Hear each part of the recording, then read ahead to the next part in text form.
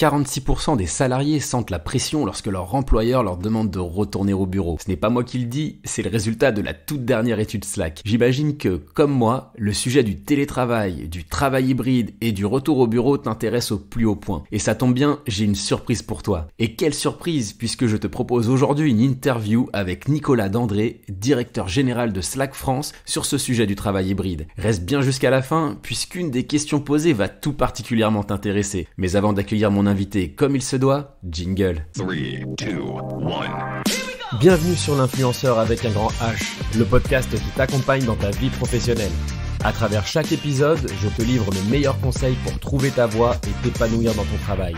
Je suis Guillaume Couder et je suis très content de te retrouver pour ce nouvel épisode.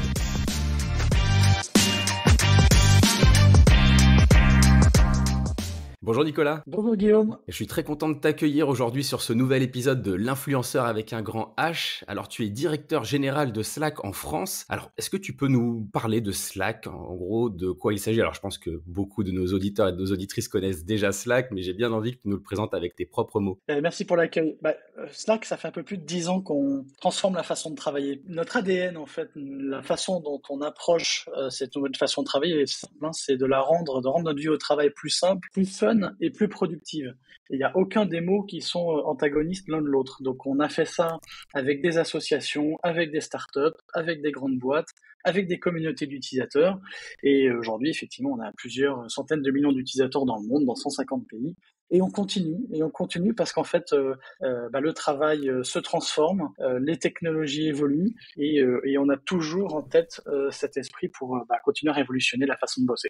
Alors justement, qui sont les utilisateurs de Slack? Qui utilise Slack au quotidien en fait? Alors on va retrouver des toutes petites structures. On a à peu près 95% de la French Tech, pour rester en France, qui sont des utilisateurs de Slack. Et puis on a dans le CAC 40 32 gros clients. Alors c'est pas dans tous les départements, parfois ce sont les équipes commerciales, parfois ce sont les équipes marketing, d'autres fois ce sont les équipes ressources humaines, beaucoup, des équipes communication.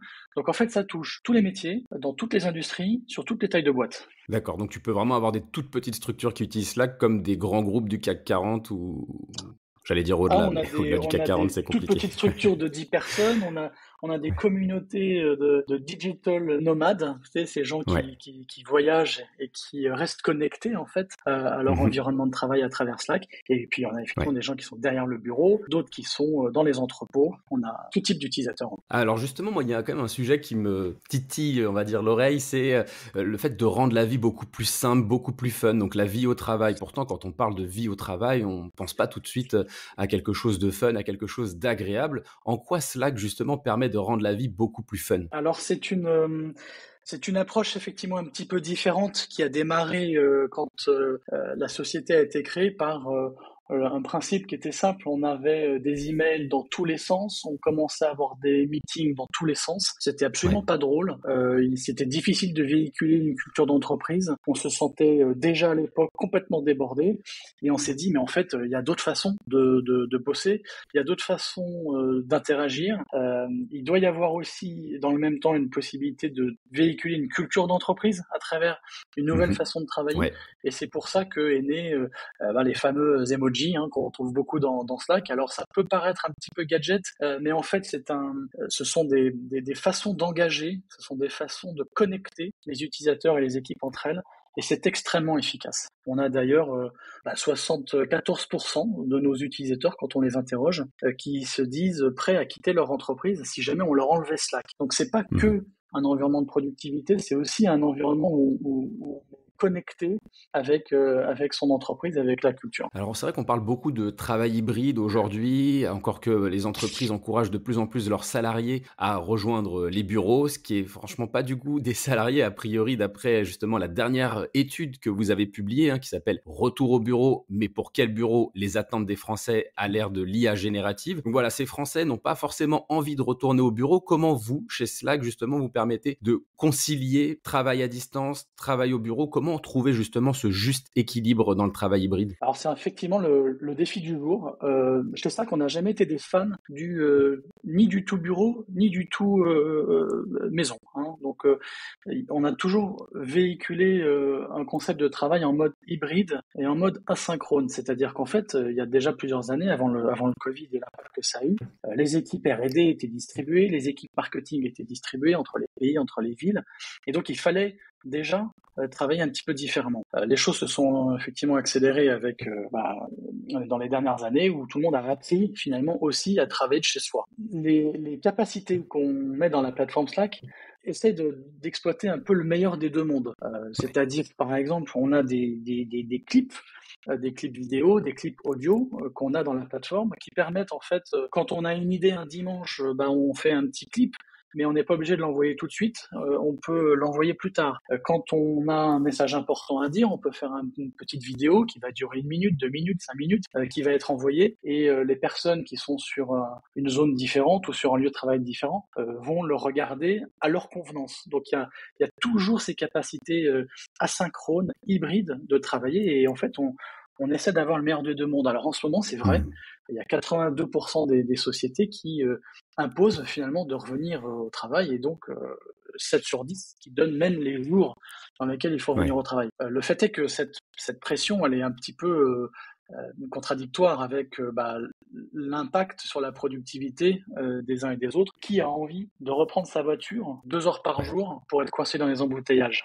Personne.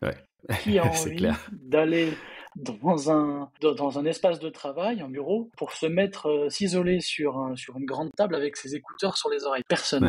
Si c'est pour revenir comme il y a quelques années, c'est pas possible. Il y a des nouveaux usages qui ont été mis en place. Il y a des nouvelles attentes. Donc revenir au bureau, c'est tout à fait normal, hein. Il y a des équipes, il y a des temps forts, il y a la notion de se connecter avec ses collègues, il y a la créativité qui est différente, il y a l'énergie qui est différente, mais en même temps, on a, à travers Slack notamment, appris à travailler différemment, et on est plus productif. Il y a, dans cette étude que vous avez citée, Guillaume, la capacité, il y avait 46%, enfin 35% des travailleurs qui s'estiment être moins productifs quand ils sont au bureau. C'est majeur comme information.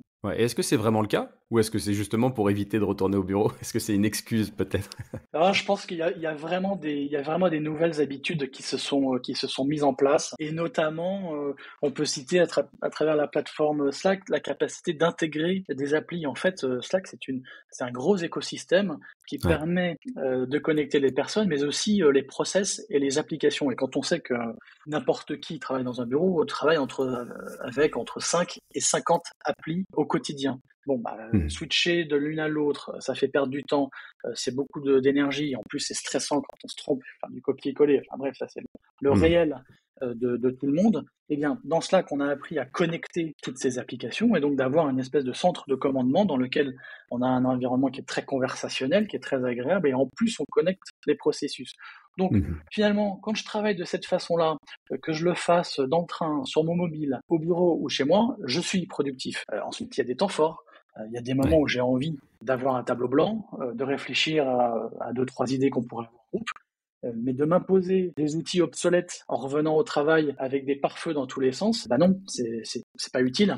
Ouais, c'est vraiment pas le truc dont on a envie, c'est clair. Alors tu parles d'outils, justement, moi j'avoue que je commence à pas mal me passionner pour l'intelligence artificielle. J'ai d'ailleurs enregistré quelques épisodes sur un autre podcast justement à ce sujet. L'intelligence artificielle, c'est quelque chose qui est intégré à Slack. Est-ce que c'est quelque chose sur lequel vous travaillez tout particulièrement, et surtout, si c'est le cas, en quoi ça peut aider justement les salariés à s'épanouir dans leur travail? Écoute Guillaume, ça fait maintenant quelques mois qu'on a tous appris plus ou moins à utiliser des outils comme ChatGPT, ou en tout cas on est très conscient de ce que ça peut faire dans notre vie quotidienne. On sait que les barrières sont de plus en plus floues entre la vie privée et la vie perso, et donc naturellement, ça c'est une étude qu'on a faite en juin dernier, les employés attendent d'exploiter ces technologies au bureau. En fait, il y a 70% des personnes qui ont été interrogées dans une étude Opinionway de juin qui sont enthousiastes et qui estiment que ça représente une avancée majeure, que l'IA générative est une avancée majeure dans leur travail. Et la moyenne de temps envisagée, c'est un gain de 6 heures par semaine. Et Ok. la raison pour laquelle l'étude est très claire, les Français sont prêts, c'est qu'en fait, c'est très simple, hein. C'est un environnement conversationnel. Donc, on n'est pas sur l'IA d'il y a quelques années où on donnait des scores et puis c'était des outils de machine learning très compliqués. On disait voilà, c'est le score, c'est tant, Ouais. et puis on ne sait pas s'expliquer ce qu'il y a derrière, il faut faire telle tâche. Ouais, en Bon, fait, il là, fallait vraiment avoir une expertise technique pour maîtriser ces outils, quoi. et en plus, il fallait une grosse expertise. Là, on a une Hmm. interface plutôt plaisante, en tout cas avec Hmm. laquelle on discute, sur laquelle on est en contrôle. Et en plus, elle nous permet d'éviter des tâches complètement rébarbatives, parfaitement inutiles, source d'erreurs et de stress. Et donc, de confier à cette nouvelle technologie les sujets inutiles, ça permet à tout Ouais. à chacun de se concentrer sur ce qui fait le sel de notre métier. Quand on est en Ouais. ressources humaines, on a des processus, évidemment, d'onboarding, de recrutement, d'évaluation des talents. Et il y a énormément de tâches qu'on va pouvoir sous-traiter. On va se focaliser sur ce dont on a besoin, la stratégie pour les talents, des choses qui font vraiment le sel de notre métier. Donc l'IA générative, Ouais. très bien perçue, grosse source de productivité, et ce, quel que soit l'environnement de travail. Alors évidemment, ceux qui sont derrière leur ordinateur dans les bureaux, dont acte, Ouais, c'est la question que mais j'allais te aussi, poser, ouais.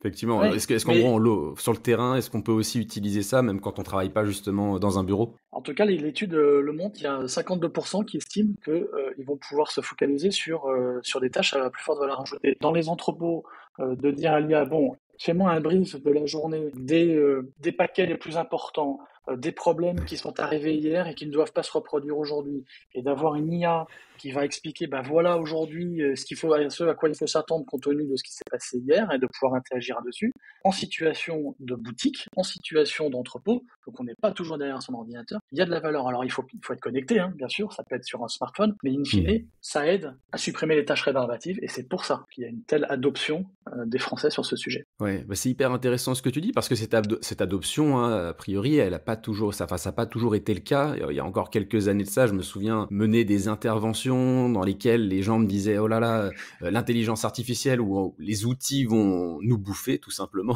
C'est ce qu'ils nous disaient, ou alors ils vont Ouais. prendre mon job. Aujourd'hui, tu sens qu'il y a quand même beaucoup plus d'adhésion justement à ces outils en entreprise. Ouais, il y a vraiment une très forte adhésion. Encore une fois, ça vient remplacer les tâches inutiles. Et dans notre travail au quotidien, on estime que faire des tâches inutiles, c'est pas très valorisant. Donc en fait, on se concentre sur autre chose. Donc ça, c'est le premier point. Ensuite, le deuxième point, c'est que pour parler de Slack, qui est une plateforme très conversationnelle, l'impact de l'IA générative, il est très simple. Il est très naturel. Moi, j'ai des canaux dans lesquels je discute. Donc, des canaux, c'est par exemple les canaux sur des clients, sur des projets importants, sur des événements marketing. Et bien, quand je rentre de vacances, après 10 jours, je vais dans mes canaux importants, je clique sur un bouton et j'ai le résumé de tout ce qui s'est dit pendant que j'étais pas là. Alors ça, c'est formidable. Ça me fait gagner du temps, ça me fait gagner un temps dingue, mais ça fait aussi éviter aux autres d'en perdre. Parce que sinon, il se passe quoi? Je fais des meetings pour expliquer, alors expliquez-moi ce qui s'est passé. Donc chacun vient perdre 1 heure à débriefer le truc. Bon, c'est absolument inutile. Je gagne du temps, j'évite aux autres d'en perdre. Je clique sur un bouton, ça me génère des résumés. C'est formidable. Et ça, tout le monde le perçoit. Ce serait quoi la fonctionnalité Slack que les gens préfèrent? Celle qu'ils utilisent au quotidien, qu'ils affectionnent tout particulièrement? Est-ce qu'il y en a une ou deux? Ou celle que tu préfères toi, à titre personnel? Je suis assez curieux de savoir. Alors, j'ai les deux. Il y a une fonctionnalité qui s'appelle Huddle dans Slack qui permet en fait de faire des petites réunions d'équipe sur le tard. Alors, qu'est-ce que c'est? C'est en fait une façon de remplacer, quand on n'est pas au bureau, la petite tape sur l'épaule à la machine à café. C'est tiens, au fait, j'ai un truc à te dire. Est-ce que tu saurais pas par hasard si machin? Donc plutôt que de s'écrire parfois, on se fait un petit huddle. Ça dure en moyenne 11 minutes. Et ça peut paraître anodin, mais ces petites tapes sur l'épaule à la machine à café sont très utiles quand on est au bureau. Eh bien, le meilleur des deux mondes, c'est d'avoir l'équivalent quand on est à distance. Et en plus, ça évite les meetings inutiles. C'est-à-dire qu'on s'est rendu compte que c'est très très apprécié, non seulement parce que ça remplit sa mission, mais en plus ça a un impact où derrière, on réduit de 40% la durée des meetings mensuel. C'est-à-dire qu'en fait, parce qu'on a fait un petit huddle tous les deux, toi et moi Guillaume, on s'est dit 2-3 trucs, et le prochain meeting sur le sujet, il va durer 20 minutes plutôt que d'avoir 1 heure de bloqué dans un agenda. Donc ça, c'est très très apprécié par les clients. Attends, ça me fait penser à quelque chose, hein, je me permets de te couper Nicolas, mais c'est vrai qu'on parle beaucoup de semaines de 4 jours, tu vois, il y a beaucoup d'entreprises qui sont hyper frileuses à instaurer la semaine de 4 jours parmi leurs effectifs, et du coup, le fait de gagner du temps de cette manière-là, ça pourrait permettre à certaines boîtes justement frileuses à la semaine de 4 jours, de l'implémenter peut-être plus facilement aussi et d'aller justement vers un nouvel avenir, ce qu'on appelle le future of work, de manière beaucoup plus simple. Bah, tout à fait. Pourquoi pas? Faisons le pari. Moi, c'est juste une idée comme ça que je lance. Hein. Bon, il y en a qui ont commencé à le tester. Quand on parle avec Slack de plateforme de productivité, d'échange, de nouvelles façons de travailler, l'impact, c'est une journée de productivité par jour, par semaine, pardon, par personne. D'accord, Donc, ok. si on gagne une journée de productivité par semaine, pourquoi pas réduire une semaine à 4. Ensuite, chaque entreprise exploitera, comme elle le souhaite, ses gains de productivité avec l'AI générative, on en a parlé, avec les clips, avec les huddles. Est-ce qu'on maintiendra une semaine de 5 jours et on fera une 5e journée en dehors du bureau avec des partenaires, des fournisseurs, avec des intervenants externes pour travailler sur des stratégies, pour lancer des nouveaux produits, des choses qui sont importantes et qu'on n'a jamais le temps de faire vraiment? Ou est-ce qu'on redonnera cette journée aux travailleurs? Là, ensuite, ça va faire partie de la culture d'entreprise et de la stratégie des différentes entreprises là-dessus. Ouais. Ouais, non, moi, je suis un fervent défenseur de la semaine de 4 jours pour avoir justement écrit aussi quelques articles sur le sujet. Mais voilà, c'est ce que tu me disais me faisait vraiment penser à ça. Et puis comme tu le dis, hein, sur une semaine, on gagne à peu près une journée. Donc voilà, c'est assez cohérent finalement. Et je vois bien justement avec cette fonctionnalité Huddle, cette capacité qu'on a de trouver ce juste équilibre dans le travail hybride en fait. C'est-à-dire que voilà, plutôt que d'avoir la tape sur l'épaule à la machine à café, on va pouvoir la faire à distance et s'organiser une petite réunion un peu sur le pouce. Alors maintenant, j'ai une petite question justement, alors peut-être par rapport aux salariés de Slack, comment justement eux gèrent leur semaine de travail? Est-ce qu'ils sont donc sur du travail hybride? Est-ce qu'ils sont sur du 100% présentiel ou 100% à distance? Ou est-ce que chacun fait un petit peu son choix, sa vie? Alors c'est très simple. Alors Slack, chez Salesforce, on a décidé, alors il y a comme d'autres entreprises, la nécessité de se voir plus souvent qu'il y a 2 ans en pleine où on était tous à droite à gauche. Par contre, on a laissé l'autonomie à chaque leader d'équipe de le faire à son rythme et en fonction des desiderata de l'équipe. Pourquoi? Parce que une équipe commerciale, en septembre, c'est la rentrée des classes et des classes au niveau du travail aussi. Et donc, on aime bien se retrouver toute une semaine ensemble, on fait le point, on lance des nouvelles initiatives. Et finalement, cette semaine-là, on est tout le temps au bureau ou tout le temps dans un séminaire et jamais chez soi. Bon, et puis 3 semaines après, on va lancer des actions. Ces mêmes personnes seront sur le terrain, chez leurs clients, rentreront tard le soir, travailleront le lendemain matin de chez eux.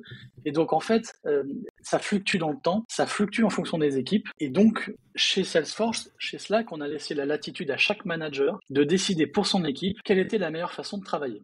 Et en plus, qui peut changer dans le temps. Donc, ça peut être le lundi, mardi, ça peut être le mercredi, jeudi. Il n'y a pas de règle. Par contre, ce qui a été fait, c'est qu'on a aussi aménagé nos bureaux différemment. Comme je disais, si c'est pour revenir et bosser avec un écouteur sur les oreilles dans un coin, aucun intérêt. Et donc, chez Salesforce, on a organisé les espaces par village, par industrie. Donc, il y a l'étage pour l'industrie manufacturière, il y a un étage pour la grande distribution, il y a un étage pour banque finance. Et finalement, quand je viens, alors je peux aller dans mon étage dans lequel je suis, c'est-à-dire par exemple dans la distribution, et je rencontre tous mes collègues qui ont les mêmes intérêts que moi, mais je peux aussi aller dans des espaces produits. Donc je vais aller dans l'espace Slack, je peux aller dans l'espace du service client pour apprendre et comprendre ce que fait Slack, ce que fait Service Cloud chez Salesforce. Donc oui, quand j'y vais, Guillaume, j'y vais avec un objectif qui est de me connecter, de continuer à apprendre et de travailler différemment. J'y vais pas pour faire la même chose que je fais à la maison ou la même chose que je faisais il y a 3 ans. Oui, ça c'est très à l'américaine. Ce que tu m'expliques là, moi ça me fait penser justement à d'autres grosses entreprises américaines, justement avec des toboggans, avec beaucoup de couleurs, enfin voilà. D'ailleurs Slack a un logo très coloré aussi. On en a pas des toboggans, c'est vrai qu'on pourrait. Non, ça reste en fait le côté baby-foot flipper, je sais pas. Moi, je pense qu'on en est un petit peu revenu. Par contre, de savoir que quand on vient, il y a un intervenant sur les bienfaits du yoga. Bon, ça peut paraître complètement anecdotique, mais en fait, c'est plutôt fun, c'est plutôt sympa. Ça change un petit peu. On se connecte avec des gens qu'on voit pas d'habitude. Et donc, en fait, on diffuse de cette façon-là une bonne culture d'entreprise. Et quand on repart du bureau le soir, on a fait des choses et on n'a pas été inondé d'emails. On a vu des gens intéressants, ça nous a donné des idées pour nos jobs et on a passé une belle journée au bureau.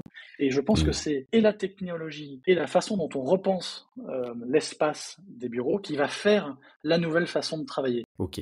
Bon, en tout cas, les cordonniers sont pas toujours les plus mal chaussés, hein. C'est la raison pour laquelle je te demandais comment ça se passe chez Slack. J'ai l'impression que ça se passe plutôt bien pour les salariés de la boîte. Ok, bah c'est trop cool. Alors, je t'avoue que j'ai envie de te poser cette petite question que j'imagine beaucoup d'auditeurs et d'auditrices se posent. C'est une question, voilà, si j'échange avec un collègue, par exemple, à titre personnel sur la plateforme Slack, est-ce que mon patron peut aller voir justement ce que j'ai écrit? Est-ce qu'il a accès à tous les messages que j'envoie? Ça, c'est juste une petite question bonus, hein, rien à voir avec le sujet du podcast. Mais je suis sûr qu'il y en a plein qui se posent cette question-là. Moi, le premier, hein, je t'avoue.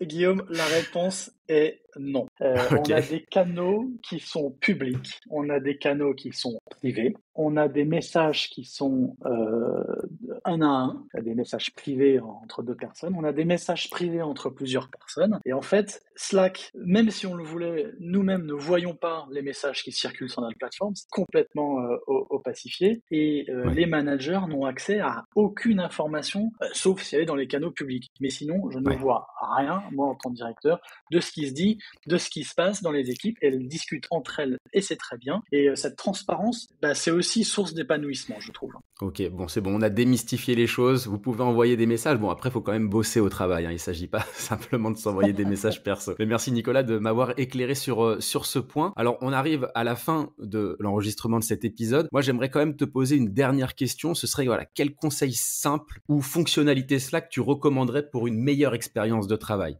Alors, pour ceux qui sont en contact avec des gens à l'extérieur de l'entreprise, avec des clients, avec des fournisseurs, avec des partenaires, il y a une fonctionnalité qui s'appelle Slack Connect, qui est absolument géniale, qui permet en fait d'ouvrir le Slack qu'on utilise dans une entreprise à l'extérieur. Et pourquoi on le fait ? Parce qu'en fait, souvent, on s'envoie des emails, c'est maladroit, chacun a son outil de calendrier, chacun a ses outils. En fait, Slack Connect, ça permet de rapprocher dans des canaux la discussion, mais on met aussi des applications et on peut connecter les applications des uns et des autres dans ces canaux. Et Slack Connect, ça permet d'avoir des temps de réponse dans les informations qu'on envoie 43 plus rapides que par exemple un email. Donc, non seulement c'est sympa parce qu'on ouvre un environnement de travail plutôt cool à l'extérieur, mais en plus, c'est plus performant. Je vais te donner un exemple. J'ai besoin la semaine prochaine d'un témoignage client. Je vais évidemment pas lui envoyer un email parce que ça va arriver sur sa boîte mail dans un coin. Mon client, il a certainement 1000 autres choses à faire. Je vais lui envoyer un Slack Connect. Il va le lire beaucoup plus rapidement et parce qu'on est dans un environnement de travail plus fun et plus productif, il va me répondre, il va me dire « Ok, cool, c'est quoi le sujet, c'est quoi le topo ?» Je lui attache un document, je lui fais un petit clip vidéo et l'affaire est faite. Et j'ai évité 50 allers-retours avec l'assistante par email. Ok, ouais, plutôt pas mal ça aussi, hein. On retient Slack Connect, en plus c'est facile à retenir. Ouais, c'est facile, les agences marketing, toutes ces personnes l'utilisent énormément. Ouais, ok, bon c'est top. Merci beaucoup en tout cas Nicolas, c'était super agréable et enrichissant d'échanger avec toi. J'espère que nos auditeurs et nos auditrices auront appris aussi pas mal de choses. Je sais pas si tu as un petit dernier mot à ajouter par rapport à ce sujet justement du travail hybride, comment trouver le juste équilibre. Merci Guillaume, plaisir partagé. Sur l'équilibre, je pense qu'il y a le travail hybride est là pour rester, d'accord. Ensuite, que ce soit organisé par l'entreprise, un peu gouverné et un peu orienté, je pense que c'est normal.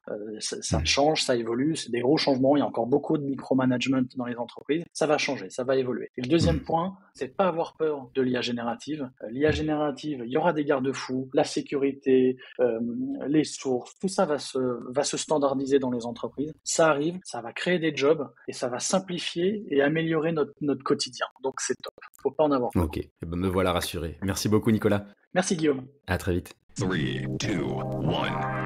L'influenceur avec un grand H, c'est fini pour aujourd'hui. Merci d'avoir écouté cet épisode, j'espère évidemment qu'il t'a plu. Si tel est le cas, n'hésite pas à t'abonner pour ne pas louper le prochain. À bientôt.